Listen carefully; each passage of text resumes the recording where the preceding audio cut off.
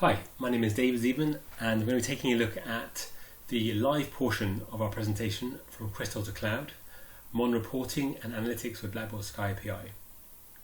As we've already seen in the presentation, there are very many different ways of accessing APIs in the cloud with varying degrees of security. One of the common tasks that you might want to do is to produce Word reports, Microsoft Word reports, or documents, merge documents in Word. One of the difficulties you might have though of connecting Word, a desktop-based application, to the Sky API, which is by definition a cloud-based API, is the fact that Word just can't handle natively the authentication that's required to connect to the Sky API. So what we've gone and done is created a wrapper for the authentication process.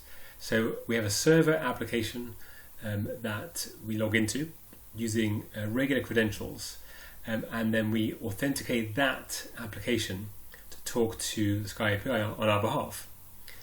And then using Word, and specifically a plugin for Word called Docs42, we can, in a roundabout way, talk to the Sky API and our Razor's Edge instance. So let's just have a quick look firstly at Docs42. Let me bring that up. So Docs42 have a solution where they have a plugin for Microsoft Word and Office packages in order to connect to cloud-based data sources, as they call them. And previously these have included SharePoint, Salesforce, Excel, and general generic databases in the cloud, but not Razor's Edge or Razor's Edge NXT. So they don't have any kind of connector for that, but they have a framework for creating connectors, creating their data sources. So that's what we've gone and done. We've created a connector, a data source, which will connect to our server authentication application so that we can then connect to Razor's Edge in the cloud. And we've also created another connector which will perform other functions as well. They do have a generic JSON or XML connector, which is what we're using in order to write code to Sky API. So let's just have a quick look then at our authentication application. So it's relatively straightforward. I'm going to log out and just show you the whole process. So I come to this page, I log in.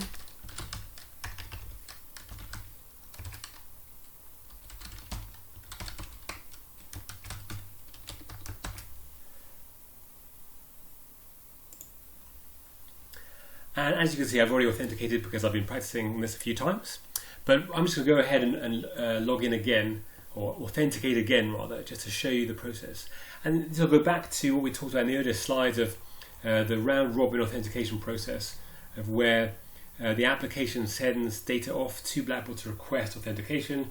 Blackbaud then, or Sky API rather, then requests the user, or says to the user, is it okay if we talk to this application? And then various tokens and keys are passed between the applications in order to allow it to work. So I'm going to click on this link again, and we're taken straight through to the Blackbaud screen. We would have logged in if we hadn't already been logged in. We logged into Blackbaud. So what it's asking us here, Cloud Reporting would like to access your Blackbaud data. So this is the classic question from Sky API asking us, the user, whether Cloud Reporting can access the data. So we're going to go ahead and authorize, and then that should take us back to a login. So we'll log in again just to confirm that.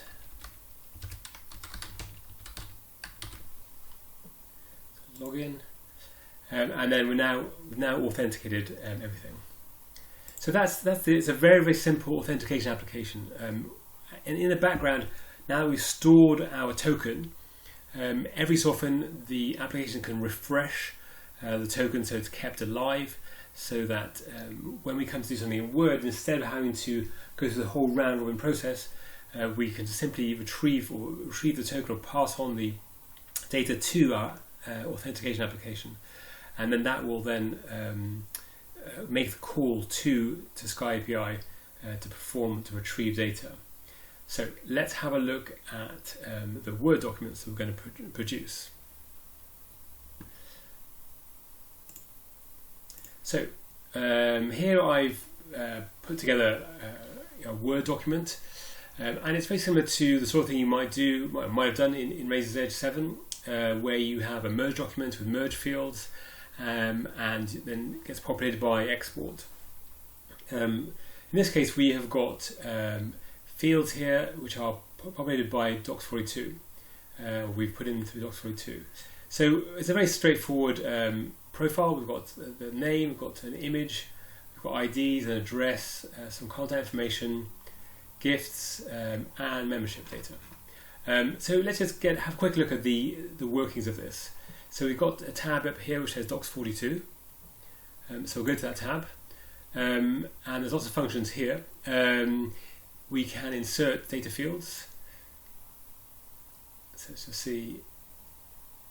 And here we have the list of all data fields we've set up, depending on the different areas of the application we're using. And we'll have a look at that in a little bit more depth soon. So we would just simply drag them over onto the document for use later. And so in this case, what we're going to do is we're going to look up a profile, and then we're going to populate the document. So let's just go ahead and press generate. And the first time we do this, we are prompted for our Zeidman credentials. So that's the same login credentials that we used on the authentication application. So let me do that.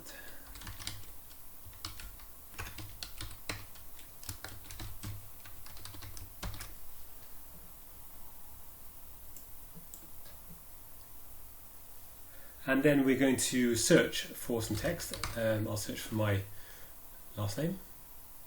Press next here, and that will then send back to Sky API searching for any text with the name Zeidman in it. So we have a couple here. Let's have a look and see what we've got. So I am going to select this second one here because that is actually me. So let's just do generate.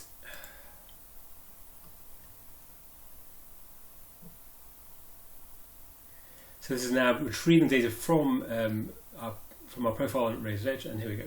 Here is well, not quite the picture I was expecting, but we can definitely see this is my details here.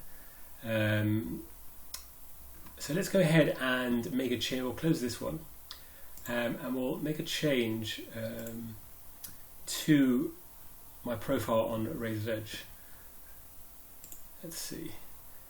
So we're going here. I'll go to David Zeidman.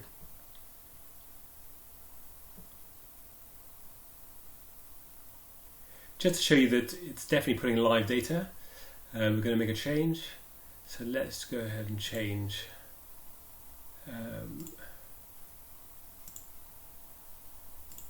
Put a new picture in there. Let me see.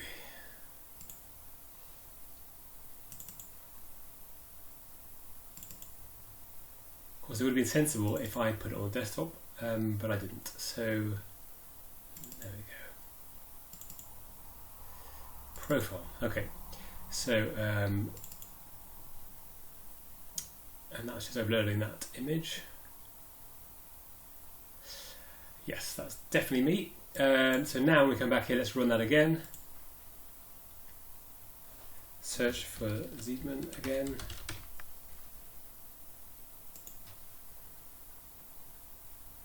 Again, we'll select the correct record.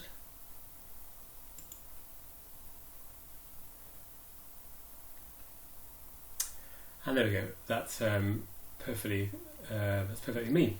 So yeah, so this just shows we've just gone and updated the image, and it's now updated in real time. So obviously that would apply for any other data that you also change. So let's have a look at what's going on in the background here a little bit.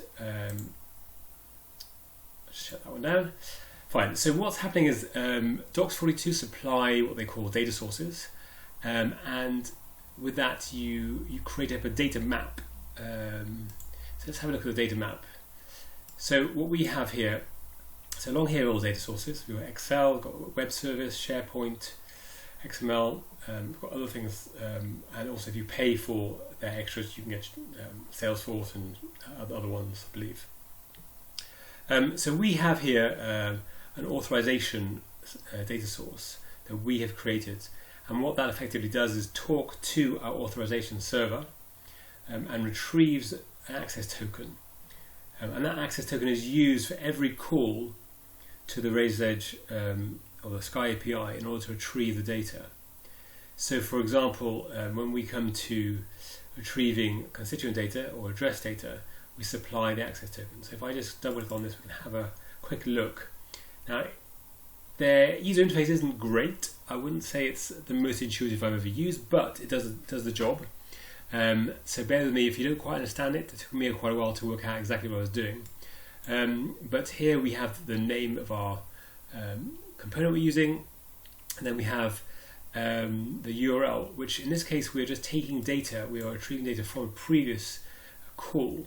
So if we go back up to the top, the constituent.address one, which is back up here, we'll take the address component of the constituent.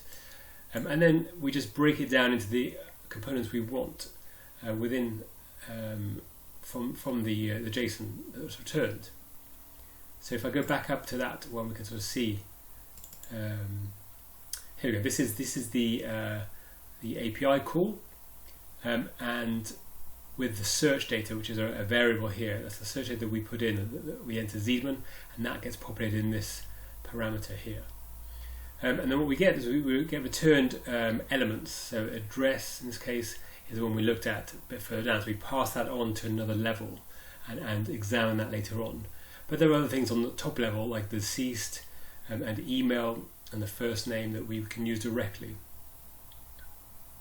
So we have gone and built out quite a few of these data sources using their XML JSON data source based on the data we want to retrieve. But of course the important thing is that we're able to supply the access token from our own custom-made data source, and then that feeds through to all the other Sky API calls that we make. So let's take another look, another example. I'm going to bring up acknowledgement letters.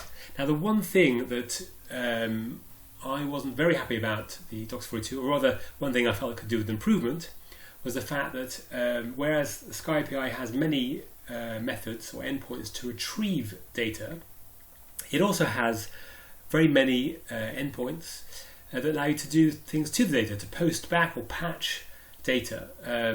So for example, in this case, we are producing acknowledgement letters, just a very, very straightforward acknowledgement letter to say thank you for your donation, and then also we're going to push back and say, okay, once you've now printed off this letter, we're going to mark it on the record as acknowledged. So we had to add a custom data source for that, because Docs42 only allows you to do get, only allows you to retrieve data, but we created a custom data source, which I'll show you here now. Let's just bring this into view. So we have this one here as an action data source, meaning not a raised edge action, but just an action, performing an action on the data rather than just retrieving it. We're actually going to act on it. So this is our custom data source. So we've also got the URL here, and we've got a body of data, which is again the JSON that we send through to the Sky API, and all it is it contains the date and the status, meaning acknowledged. So let's run this one and see what it produces. Again, some of the functions are a little bit rough and ready on Docs42. For example, there's no date component, so we have to enter in plain text, but we'll give it a go. So I am going to enter a date here. Let's see, if I put in 5th of May 2019. Of course, there's no, as I said, there's a plain text field. There's no validation on this text field, unfortunately. But maybe a new version they'll produce a date component. So anyway, let's go next. Do you want to mark this as acknowledged? Yes. So it's now generating the document as it did before, and then also marking the gifts as acknowledged. So here we have David Zeidman, letter David Zeidman, thank you for your donation, and then just a little bit of information about about the donation and about the fund. You probably want to write a more appropriate letter to your donors, but I'm novice at this type of thing, so there we go. So that really just gives you an overview of how we can integrate Razor NXT and the Sky API with a desktop application, Word in this case. It's not as easy as it perhaps is in Razor 7, where both systems are on the desktop, so that you're using your desktop Word and your desktop Razor's Edge in order to create a merge letter. So there are complications in that, and that's why we have to have the authentication server and have to have plugins like Docs42 which help us produce these letters.